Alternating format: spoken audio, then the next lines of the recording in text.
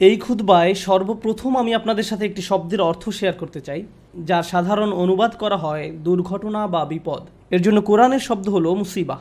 আপনারা যারা ভারতীয় উপমহাদেশের, অনেকেই হয়তো মুসিবত শব্দটি ব্যবহার করে থাকেন। আর কোনো দুর্ঘটনা বা বিপদ আপদ বোঝাতে এটি ব্যবহার করা হয়। শব্দটি নির্গত হয়েছে আরবি শব্দ আসবা থেকে, কোনো লক্ষ্যে আঘাত হানা বা কোনো লক্ষ্যকে সঠিকভাবে আঘাত করা। কোরআন খুব কৌশলগত উপায়ে অন্য শব্দ কারিসা, যা দিয়েও দুর্ঘটনা বা ট্র্যাজেডি বোঝানো হয়, এই শব্দটা ব্যবহার করার পরিবর্তে মুসিবা শব্দটি ব্যবহার করেছে। এই মুসিবা শব্দটি ব্যবহার করার মাধ্যমে কোরআন ইঙ্গিত করছে যে বিপদ আপদে আঘাত হানুক না কেন, তা আসলে একটি লক্ষ্যে আঘাত হেনেছে। তাই যে বিপদই ঘটুক না কেন, তা আসলে অপ্রত্যাশিত কোনো ঘটনা নয়। এই ঘটনাটি আমার সাথে কেন ঘটলো, এমন প্রশ্ন করা অর্থহীন, কারণ এই ঘটনাটি আপনার সাথেই ঘটার কথা ছিল। আবার যদি প্রশ্ন করেন এখন কেন ঘটলো, উত্তর হলো অন্য কোনো সময় এটি ঘটার কথা ছিল না। তা আমাদের জীবনে যেসব বিপদ আপদ ঘটে তার জন্য কোরআনে এমনই একটি পরিভাষা ব্যবহার করা হয়েছে, আর জীবন এ ধরনের মুসিবতে পরিপূর্ণ।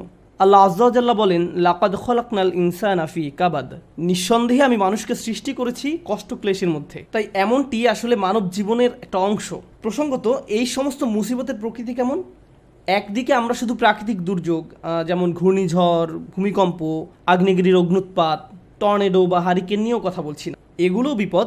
যেমন আল্লাহ সুবহানাহু ওয়া তাআলা অন্যত্র বলছেন, মা আসাবা মিন মুসিবাতিন ফিল আরদ, পৃথিবী এবং ব্যক্তিগতভাবে তোমাদের উপর কোনো বিপদ আসে না, কিন্তু তা জগৎ সৃষ্টির পূর্বেই কিতাবে লিপিবদ্ধ আছে। মানুষের জীবনে শুধু এই এক ধরনের বিপদই আসে না। ভূমিকম্প যে শুধু কোনো দ্বীপে বা দেশে আঘাত হানে তাই নয়, আমাদের নিজেদের ভেতরেও ভূমিকম্প ঘটতে পারে।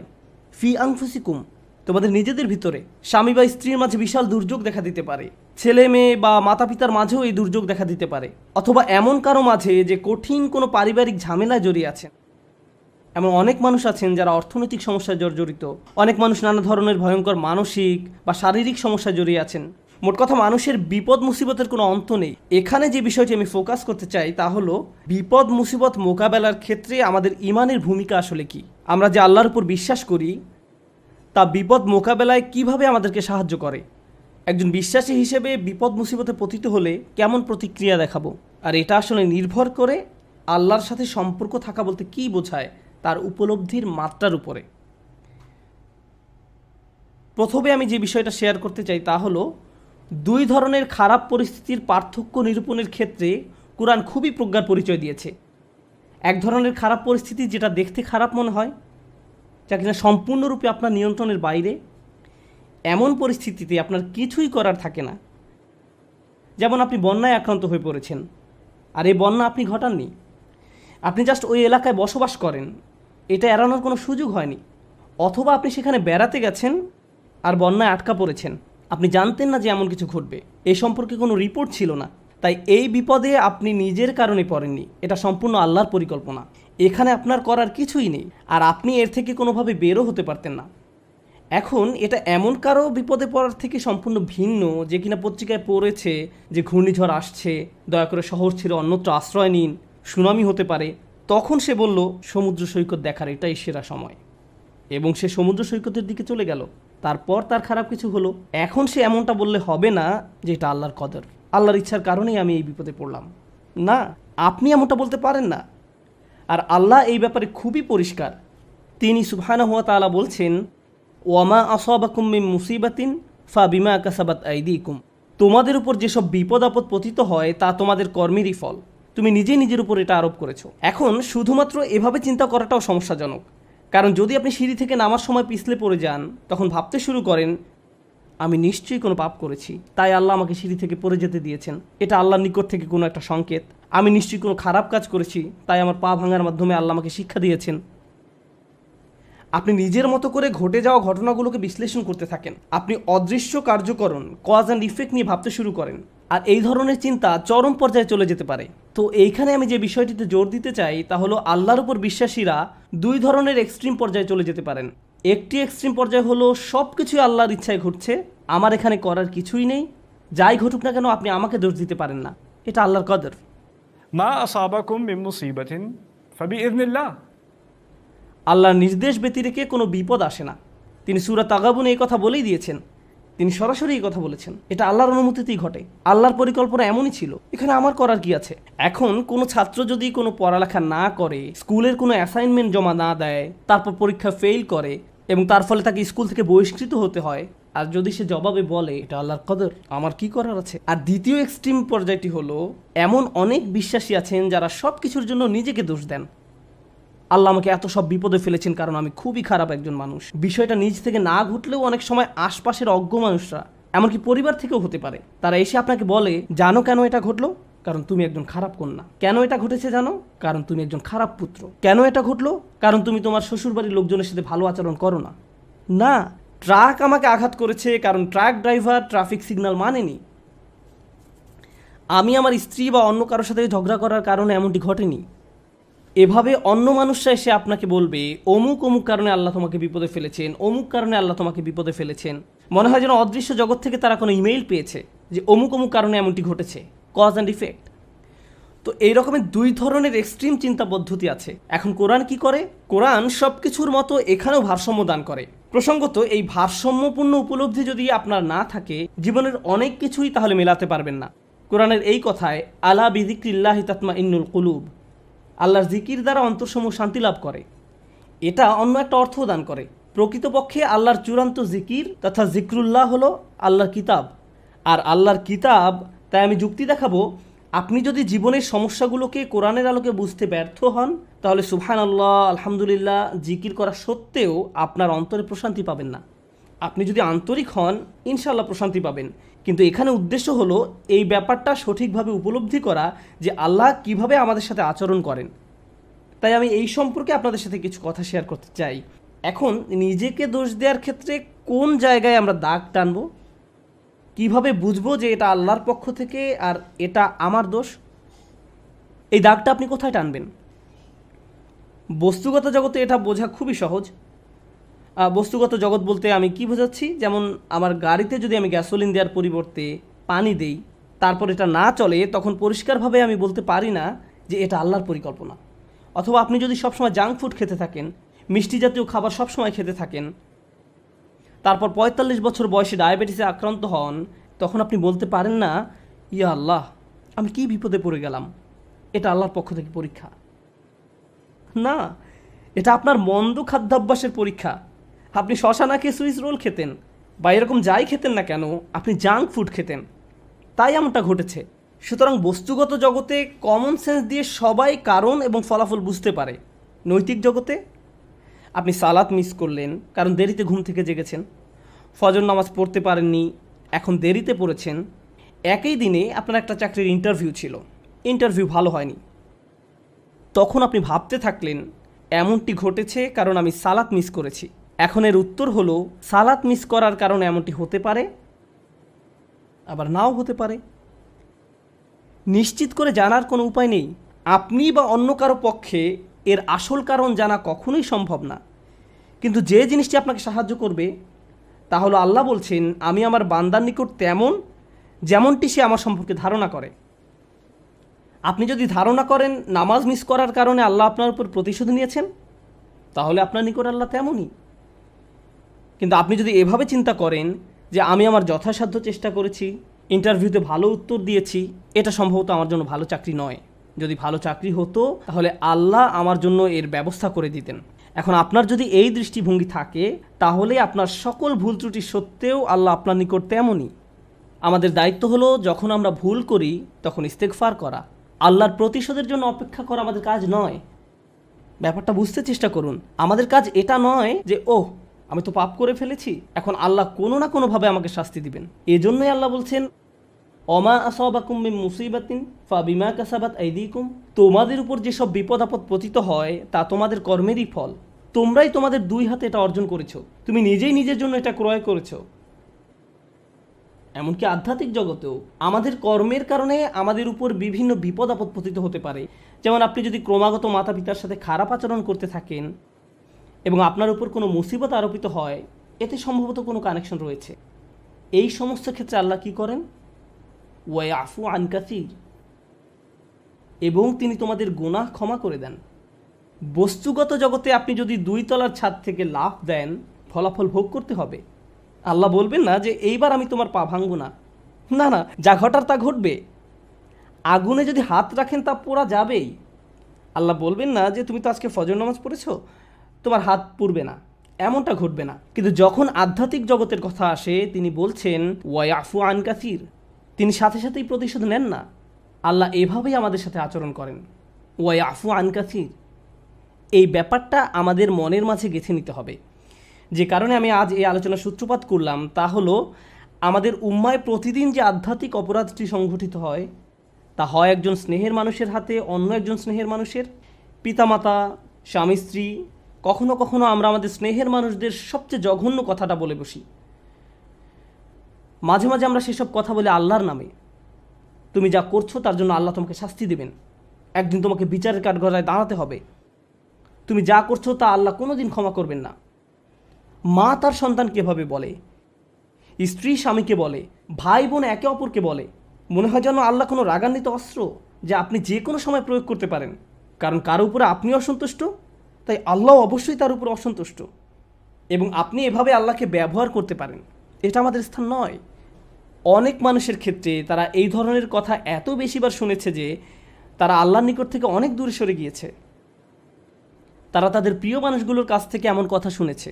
একটা শিশু তার মা বাবার কাছ থেকে এমন কথা সব সময় শুনে এসেছে, নামাজ না পড়লে আল্লাহ তোমাকে শাস্তি দেবেন, নামাজ না পড়লে আল্লাহ তোমাকে শাস্তি দেবেন, এই বিস্কুট খাওয়ার কারণে আল্লাহ খুবই রাগান্বিত, সব সময় আল্লাহ রাগ করবেন, আল্লাহ রাগ করবেন, আল্লাহ রাগ করবেন। এই ছেলেটি যখন 16-17 বছর বয়সে পৌঁছায়, সে আল্লাহর সাথে তখন আর কোনো সম্পর্ক রাখে না। যখন সে শুনে আল্লাহ দয়ালু, ক্ষমাশীল, তার তখন এই কথা বিশ্বাস করতে কষ্ট হয়। কারণ আল্লাহ সুবহানাহু ওয়া তাআলা সম্পর্কে এমন ধারণা নিয়ে সে বড় হয়নি। তার কাছে মনে হয় প্রতিবার সে আল্লাহর কারণেই সমস্যায় পতিত হয়েছে। তারপর এই পিতামাতাই বলেন, আমরা তো এই ছেলেকে ছোটবেলা থেকেই ইসলাম শিখাচ্ছি, আমি জানি না কেন সে ইসলাম থেকে দূরে সরে যাচ্ছে। কিন্তু কোন আল্লাহ সম্পর্কে আপনি তাকে শিক্ষা দিয়েছেন? একজন রাগান্বিত আল্লাহ, এমন আল্লাহ যিনি শুধু শাস্তিই দিতে চান। অথচ আল্লাহ বলছেন মা ইয়াফআলুল্লাহু বিআযাবিকুম, তোমাদের শাস্তি দিয়ে আল্লাহ কি করবেন? আল্লাহ নিজেই এই কথা বলছেন, তোমাদের পিছনে লেগে আল্লাহ কি করবেন? তাই মানুষ খারাপ পরিস্থিতিতে পড়লেই মনে করে আল্লাহ তাদের শাস্তি দিচ্ছেন, আল্লাহ তাদের কষ্ট দিচ্ছেন। তার এমন পরিস্থিতি আল্লাহ তৈরি করেছেন, আল্লাহ তাদের কষ্ট দিচ্ছেন। আমার এক কলিগ আমাকে একটা কথা মনে করিয়ে দিয়েছিলেন। মালয়েশিয়া আসার সময় কোত্থেকে হঠাৎ করে, এমনটা আগে কখনো হয়নি, আমার টনসিলে ব্যাকটেরিয়ার আক্রমণ ঘটে। এটা এমনভাবে ফুলে গিয়েছিল যে আমার গলার অর্ধেকটা ব্লক হয়ে গিয়েছিল।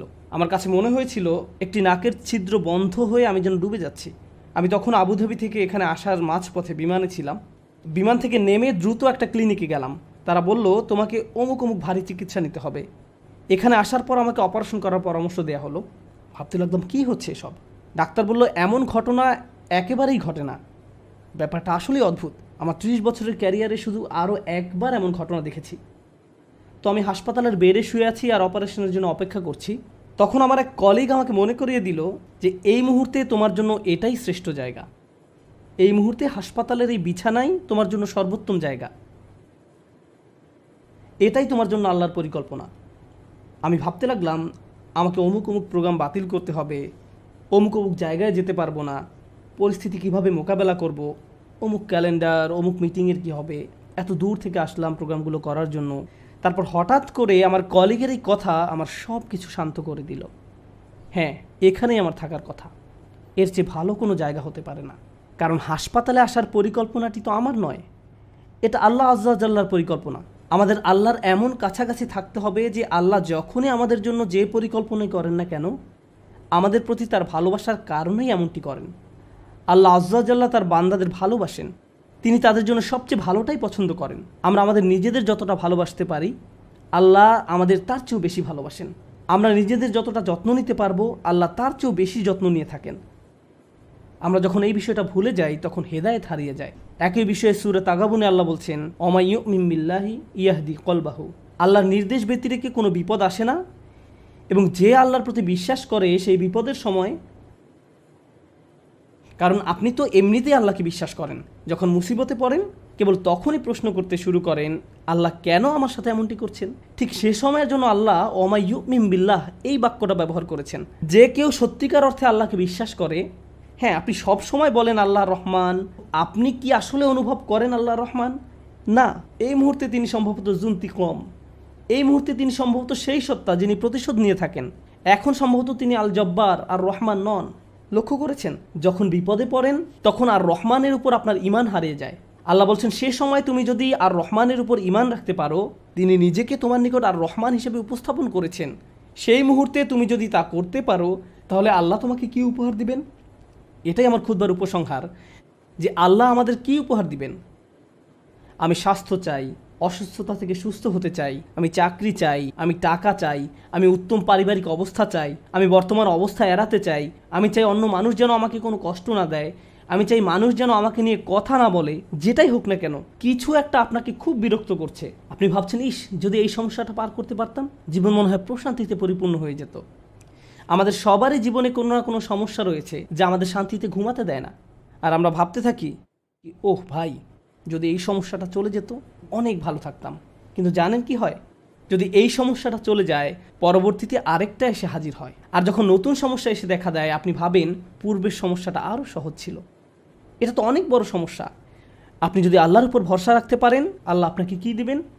তিনি আপনার সমস্যা শেষ করে দেন না। এই পৃথিবীর জীবনে আপনি কখনো সমস্যা ছাড়া থাকতে পারবেন না। যদি সমস্যা চলে যেত, তাহলে ইয়াকুব আলাইহিস সালামের জন্য আমাদের তুলনায় অনেক আগেই সেটা দূর হয়ে যেত। যদি ঈমান থাকার মানে হয় আপনার কোনো সমস্যা থাকবে না, তাহলে মরিয়ম আলাইহিস সালামের কোনো সমস্যা থাকা উচিত ছিল না।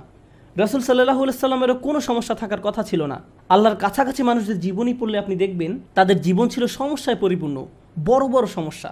আর আপনি শুধু এই সমস্যাগুলোর কথাই পড়ছেন। আপনি পড়ছেন তারা কিভাবে একটা সমস্যা থেকে আরেকটা সমস্যা জীবন অতিবাহিত করে গেছেন। আল্লাহর একজন মহান রসুল ছিলেন ইউসুফ আলাইহিস সালাম। তার জীবনের দিকে তাকালে দেখবেন ছোটবেলা থেকেই তিনি সমস্যায় আক্রান্ত ছিলেন। তাহলে আমি এই প্রশ্নটি বারবার করছি, আল্লাহ তাহলে আপনাকে কি দিচ্ছেন? আপনার জীবনের অতি ভয়াবহ সমস্যার সময় যখন আল্লাহর উপর পূর্ণ বিশ্বাস রাখেন, এর বিনিময়ে আল্লাহর কাছ থেকে কি পাবেন? যখন মানুষ আপনাকে বলতে থাকে আল্লাহ তোমাকে অপছন্দ করেন, তাই তোমার জীবনে এসব ঘটছে, বিপরীতে আপনিও ভাবতে শুরু করে দেন আল্লাহ মনে হয় আমাকে শাস্তি দিচ্ছেন, তাই আমার জীবনে এসব বিপদ আপদ ঘটছে। সেই মুহূর্তে যদি আপনি আল্লাহ সম্পর্কে সুধারণা পোষণ করতে পারেন, আল্লাহর প্রতি ভালোবাসা, নির্ভরতা এবং বন্ধন বজায় রাখতে পারেন, যে না আল্লাহ আপনাকে কখনো ছেড়ে যাবেন না, এর বিনিময়ে তিনি আপনাকে কি দেবেন? তিনি সে লোকের হৃদয়কে পথ দেখান। আমি আপনাদের গ্যারান্টি দিচ্ছি, যদি আপনার সমস্যা চলে যায়, যদি সে সমস্যাটা অর্থ সংক্রান্ত হয়ে থাকে, এরপর অর্থ আসতে থাকে, যদি এটা পারিবারিক সমস্যা হয়ে থাকে এবং সমস্যাটা দূর হয়ে যায়, এই দুনিয়ার কোনো অর্জনই সেই একটা গিফটের তুলনায় কোনো মূল্য বহন করে না। আর সে একটি গিফট হলো ইয়াহদি কলবাহু, তিনি সে লোকের হৃদয়কে পথ দেখান। আপনার অন্তরে প্রশান্তি থাকবে, জীবনে যাই ঘটুক না কেন আপনার মুখে তখনও হাসি থাকবে। তখন মানুষ আপনার দিকে তাকিয়ে বলবে, আরে তুমি হাসছো কেন? তুমি কিভাবে ঠিক আছো? দেখো না তোমার কি অবস্থা হয়েছে। আপনি তখন বলবেন, হ্যাঁ সব ঠিক আছে। যদি আপনি এই আচরণ রপ্ত করতে পারেন, এমন অনেক মানুষ রয়েছে যাদের টাকার কোনো অভাব নেই, তারপরেও তারা ঘুমাতে পারে না। আপনার কল্পনায় যেসব কিছু মানুষের জন্য সুখ নিয়ে আসার কথা, তার সবই তাদের আছে, কিন্তু তবু তাদের মানসিক শান্তি নেই। তাদের নেই সেটা।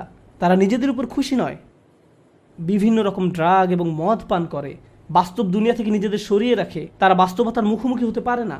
অন্য মানুষরা তাদের ভিডিও দেখে বলে, ওয়াও তাদের বাচ্চাদের দোলনাটা কি সুন্দর, তাদের গাড়িটাও কি চমৎকার, আমরাও এগুলো চাই। ইয়া লাইতালানা মিসলা মা উতিয়া করুন, ইস কারুনের যা আছে আমার যদি তা থাকতো। বসের মতো জীবন। পক্ষান্তরে আপনি যদি আল্লাহর দিকে ফিরেন, তাহলে তিনি আপনাকে এমন কিছু দান করবেন যা কোনো টাকার অঙ্কে কেনা সম্ভব নয়, খ্যাতি বা জনপ্রিয়তা যা আপনাকে দিতে পারবে না। আর তা হলো ইয়াহদি কলবাহু, তিনি আপনার হৃদয়কে পথ দেখাবেন।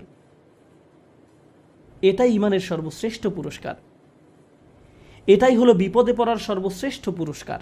এখন আলোচনার উপসংহারে এসে বলতে চাই, মানুষ অনেক সময় বিভিন্ন সমস্যায় আটকে পড়ে। আপনি আটকে পড়েছেন, আমি আটকে পড়েছি। কখনো কখনো আমরা এখান থেকে মুক্তির কোনো উপায় দেখি না। ওই পরিস্থিতিগুলো হলো আমাদের আল্লাহর পক্ষ থেকে সর্বশ্রেষ্ঠ উপহার দেওয়ার একটা উপায়। ওই পরিস্থিতিগুলোতেই তিনি আমাদের অন্তরগুলোকে পথ প্রদর্শন করেন। আমরা যদি কেবল সেই পরিস্থিতিগুলো ব্যবহার করে আল্লাহকে পেতে পারি, আল্লাহর সাথে কথা বলতে পারি, এর জন্য আপনাকে আরবি জানতে হবে না, এর জন্য আপনাকে অনেক বেশি কোরআনও জানতে হবে না। জাস্ট আল্লাহর দিকে প্রত্যাবর্তন করুন আর বলুন, ইয়া আল্লাহ, আপনি তো সর্বশ্রেষ্ঠ পরিকল্পনাকারী। ইয়া আল্লাহ, আপনার মতো কেউ আমাকে ভালোবাসে না, কেউ আমার প্রতি আপনার মতো যত্নবান নয়। এটা কখনোই সম্ভব নয় যে আপনি আন্তরিকতার সাথে আল্লাহর নিকট হেদায়েত কামনা করবেন আর তিনি আপনাকে ফিরিয়ে দেবেন। আপনি যদি আল্লাহর কাছে একটা গাড়ি চান, তিনি হয়তো আপনাকে তা নাও দিতে পারেন। একটা বাড়ি চান, তিনি হয়তো আপনাকে তা নাও দিতে পারেন। আপনি যদি তার নিকট আপনার রোগ ভালো করে দেওয়ার জন্য দোয়া করেন, হয়তো তিনি ভালো করবেন অথবা ভালো করবেন না। কিন্তু একটি বিষয়ে নিশ্চিত তিনি আপনাকে দিবেন, যদি আপনি আন্তরিকতার সাথে প্রার্থনা করেন, আর তা হলো হেদায়েত। তার সন্তুষ্টিপ্রাপ্ত বান্দাদের দলে চলার পথ, গাইডেন্স, তিনি আপনাকে এটা দেবেন। আর যখন তিনি আপনাকে এটা দান করবেন, তখন এমনিতেই অন্য সব সমস্যার সমাধান হয়ে যাবে। আল্লাহ তাআলা আমাদেরকে সেসব মানুষদের অন্তর্ভুক্ত করুন যারা সত্যিকার অর্থে তার নিকট হেদায়েত চায়, আর আমাদের জীবনের সকল সমস্যাগুলোকে তার কাছাকাছি হওয়ার মাধ্যমে পরিণত করুন, যেন তার নিকট থেকে আমরা হেদায়েত পেতে পারি।